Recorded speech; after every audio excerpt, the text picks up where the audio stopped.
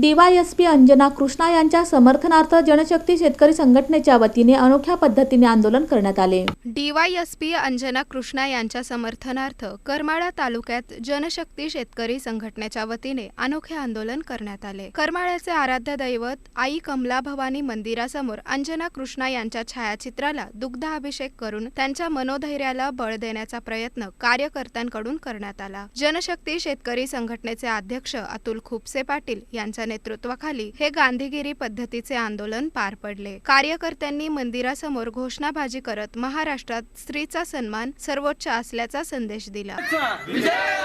अजितदादा तुम्ही माफी मागितलीच पाहिजे। अजितदादा तुम्ही माफी मागितलीच पाहिजे। We stand with Anjana Krishna.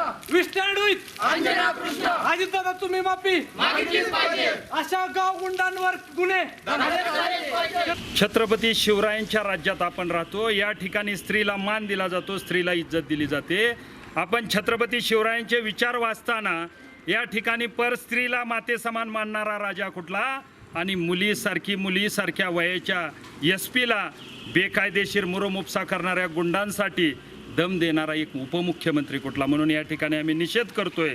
ज्या अधिकाऱ्याचं मनोधैर्य खचलंय अशा या ठिकाणच्या डीवायएसपी मॅडम अंजना कृष्णा, त्यांच्या नावातच अंजना आहे, म्हणजे बजरंग बलीची माता जिचं नाव अंजना होतं ते अंजना आहेत आणि ज्यांच्या नावात कृष्ण आहे अशा ह्या अंजना कृष्णा ह्या कशा बेकार असू शकतात किंवा कशा तुम्हाला सांगतो की हे वेगळ्या स्वरूपाच्या असतील तर अजितदादांना माझं सांगणं आहे की अंजना कृष्णासारख्या एका चांगल्या काम करणाऱ्या अधिकाऱ्यांना गुंडांसाठी दम देण्यापेक्षा त्यांचं कौतुक करणं गरजेचं आहे।